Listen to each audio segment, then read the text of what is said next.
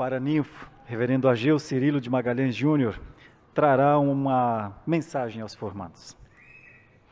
Digníssimos componentes da mesa, presbítero Solano Portela, patrono, reverendo Eduardo Assis, presidente da Juré de São Paulo, reverendo José Sidério, representante da JET, presbítero José Francisco Rintze, presidente da Fundação JMC, coordenadores de curso, a nossa secretária Rosângela de Pierre, nossos capelães, reverendo Márcio, reverendo Tito, pastores presentes, familiares, esposas, pais, mães, filhos e formandos. Muito boa noite.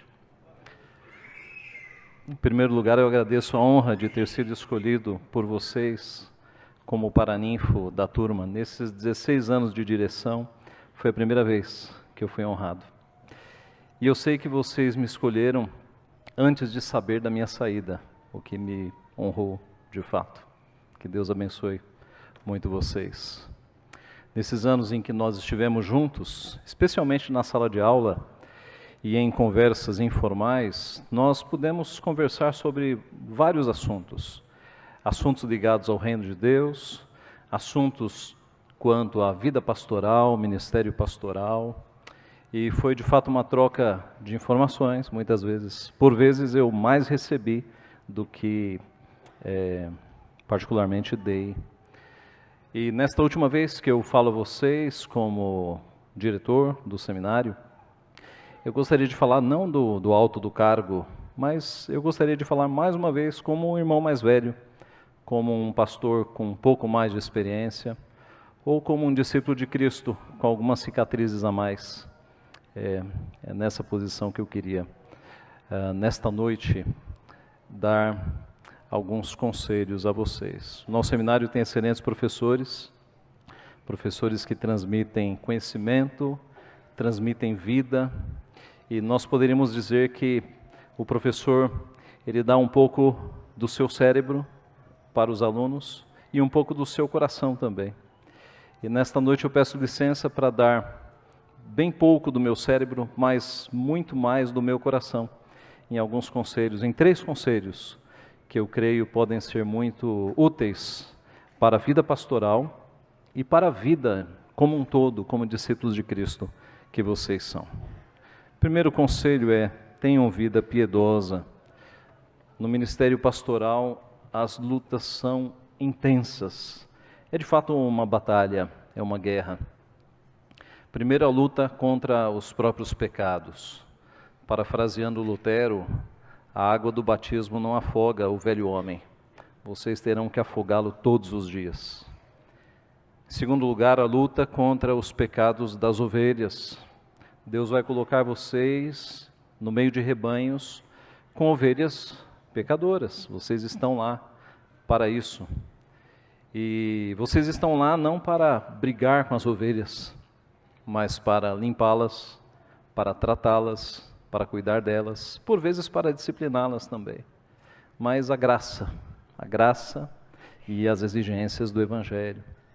Em terceiro lugar, a luta contra os pecados do mundo. Nós vivemos tempos de aumento exponencial da iniquidade, aumento da maldade. Os defensores das trevas são cada vez mais visíveis. Os planos de perseguição do Evangelho são cada vez mais evidentes. Então são esses tempos de luta que aguardam vocês no pastorado. Para todas estas lutas, sejam as próprias das ovelhas ou do mundo, vocês precisam estar revestidos com o Espírito Santo. Vocês precisam estar em máxima comunhão com Deus, senão vocês não vão aguentar. Acreditem, as batalhas são muito grandes. E para isso vocês têm que ter uma vida de disciplina férrea, uma vida de iniciar o dia com práticas devocionais, com leitura da palavra, com oração. Esta é a alimentação, meditação nas Escrituras. E o resto do dia meditando e sendo obedientes ao Senhor de vocês. Se vocês não levarem isso a sério, se vocês não tiverem essa rotina piedosa, vocês não vão aguentar o ministério, vocês vão cair. Então, prestem bastante atenção neste primeiro conselho. Tenham vida piedosa todos os dias, buscando alimentação. Eu já vi vários pastores caindo no ministério pastoral, tristemente. E há um padrão. E o padrão é falha na vida devocional. Falha na vida devocional. Enfraquecimento do espírito e, por consequência, o fortalecimento da carne. Então, não caiam neste erro. Fortaleçam-se espiritualmente. Tenham vida devocional. Não se descuidem. Todos os dias, buscando a Deus na sua palavra. Isso fará como que nós lemos em Colossenses 3:5, vocês farão morrer a natureza terrena. E isso gerará em vocês a leitura da palavra, comunhão em oração com Deus, meditação na palavra, fará com que vocês tenham sabedoria e força para lidar com os pecados das ovelhas e com a maldade crescente no mundo. Então, não vá para a guerra sem antes se vestir com toda a armadura de Deus. Não vá para a guerra sem a armadura. Para poderdes ficar firmes contra as ciladas do diabo, porque a nossa luta não é contra o sangue e a carne, e sim contra os principados e potestades, contra os dominadores deste mundo tenebroso, contra as forças espirituais do mal nas regiões celestes. Portanto, tomai toda a armadura de Deus, para que possais resistir no dia mau, e depois de ter desvencido, permanecer inabaláveis. Então, primeiro, tenha vida piedosa. Segundo, tenha honra. Tenha honra. A maior honra que o homem pode ter nesta vida é ser chamado por Deus ao sagrado ministério. A palavra de Deus nos diz, fiel é a palavra, se alguém aspira ao episcopado, excelente obra almeja. 1 Timóteo 3:1. Charles Spurgeon, o pregador batista, certa vez disse, meu filho, se Deus te chamou para o ministério, não se rebaixe ao ponto de ser rei em qualquer país. Nós somos ministros de Deus. Vocês serão ministros de Deus. A posição é honrosa de fato. Então, haja como tal. Haja sempre com honra. Tenha palavras de honra. Cuide do teu vocabulário, sem palavras baixas, sem palavras chulas, sem gírias. Você é ministro de Deus. Cuide da sua fala, do seu vocabulário. Tenha um vocabulário honroso. Paulo, escrevendo ao jovem pastor Timóteo, disse, ninguém despreze a tua mocidade, pelo contrário, torna-te padrão dos fiéis na palavra, e ele segue as recomendações. Mantenha o padrão das sãs palavras que de mim ouviste, com fé e com amor que está em Cristo Jesus. Mais à frente, torna-te pessoalmente padrão de boas obras. No ensino mostra integridade, reverência, linguagem sadia e irrepreensível, para que o adversário seja envergonhado, não tendo indignidade nenhuma a dizer a nosso respeito. Então, tenha uma linguagem honrosa, não apenas no púlpito, mas na vida, na família, entre os amigos. Perceba a dignidade da função a que Deus te chamou. Tenha comportamento de honra também, não apenas as palavras. A honra, meus irmãos, tem sido esquecida na nossa geração. Eis algumas atitudes práticas que demonstram honra. Primeiro, pontualidade nos compromissos. Chegue sempre antes nos compromissos. Não bajulação. Elogie quando for preciso, mas não bajule. Não vote em si próprio em uma eleição, deixe que outros te escolham. Tenha a palavra, que a tua palavra seja mais forte do que qualquer contrato assinado.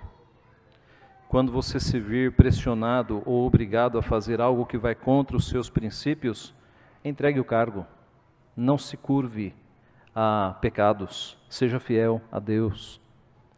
Não se alegre com a queda dos teus inimigos e opositores.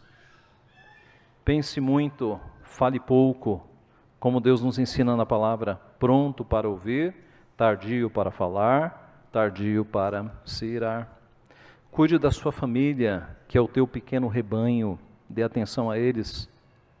Só tenha olhos para sua esposa. mais prático ainda, se você sentir que o conselho da igreja não te quer mais, escreva uma carta de agradecimento e saia pacificamente. Não saia brigando, deixe que Deus faça justiça e Ele discipline os injustos. Proteja aqueles que precisam, não se cale ao ver uma injustiça. Não fale mal dos outros, afaste-se da maledicência. Nunca fale mal de alguém pelas costas. Se você não tem coragem de falar na frente, olhando nos olhos, cale-se, não fale pelas costas. Isso é comportamento de honra.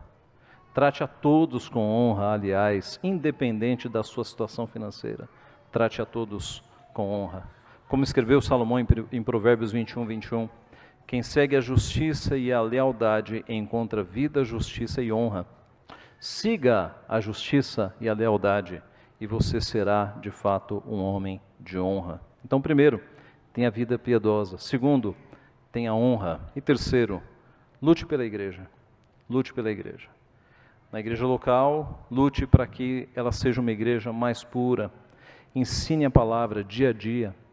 Sature o povo com o conhecimento das Escrituras. Faça mudanças, mas faça com muita cautela, com muita prudência, com muito tato, com muito cuidado, com muita sabedoria. Primeiro, ensine a igreja e depois comece a fazer as mudanças. Nos concílios, lute por uma denominação mais pura. A Igreja Presbiteriana do Brasil vem em um processo de secularização há vários anos. Lute contra isso. Nos concílios, lute para que a palavra de Deus prevaleça sempre nas decisões tomadas. As lutas nos concílios nunca foram fáceis. O primeiro concílio de Jerusalém, Atos 15, já nos mostra, antes do concílio, que houve contenda e não pequena discussão. Paulo e Barnabé contra os judaizantes. Quando olhamos a história da igreja, nós vemos que concílios nunca foram fáceis. A luta pela verdade demandou muito esforço por aqueles que estavam com a palavra de Deus nas suas mãos. Então, não seja um omisso, lute pela verdade, não fique em cima do muro, tome posição pela verdade, para o bem da IPB. Como escreveu Gresham Machen, um dos pastores que lutou contra o liberalismo na Igreja Presbiteriana dos Estados Unidos. No presente, quando os oponentes do Evangelho estão quase em controle das nossas igrejas, o menor esquivar-se da defesa do Evangelho é apenas infidelidade absoluta ao Senhor. Houve grandes crises prévias na história da igreja, crises quase comparáveis a esta. Uma surgiu no segundo século, quando a própria vida da cristandade foi ameaçada pelos gnósticos. Outra surgiu na Idade Média, quando o Evangelho da graça de Deus parecia esquecido. Nesses tempos de crise, Deus sempre salvou a igreja, mas Ele não a salvou através de pacifistas teológicos, e sim através de contendores vigorosos a favor da verdade. Ele escreve isso no livro Cristianismo e Liberalismo. Então, lute pela igreja. Algumas lutas levarão anos e até décadas para que os resultados e os frutos apareçam, mas não desanime, continue lutando. Pense, se não na tua igreja, na igreja dos teus filhos e dos teus netos. Continue lutando pela verdade. Resista à tentação de ficar apenas na igreja local. Por vezes vocês perceberão que a igreja local é um refrigério, é um conforto, e que presbitério, sínodo e essas coisas são muito desgastantes, mas não caia na tentação de ficar só na igreja local. Continue lutando, continue buscando uma denominação mais pura. Se Deus te chamar no futuro para cargos e funções nos concílios, não se omita, aceite o chamado de Deus. Nós precisamos de homens reformados, fiéis à palavra de Deus, fiéis aos símbolos de fé da nossa igreja, para que a nossa igreja não se descaracterize. Então, lute pela verdade. Alguns dos pastores mais piedosos, que Deus me deu o privilégio de conviver um pouco com eles foram lutadores vigorosos em favor da verdade. Eu me refiro aos reverendos Boanerges Ribeiro, ao seu Davi Cunha e Onésio Figueiredo. Eram homens de honra, homens que deram e dão, o reverendo Alceu continua dando a sua vida, juntamente com esses dois, que já estão na igreja triunfante, homens que lutaram pela verdade, derramaram a vida deles na presença de Deus.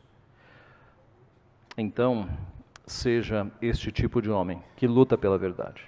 Vocês serão amados e odiados. Vocês serão amados pelas verdadeiras ovelhas e serão odiados pelo joio e pelos ímpios. Mas Deus nos trouxe para este mundo, não para a bonança. Deus nos trouxe para a batalha, justamente para isso. E Ele disse: quem comigo não ajunta, espalha.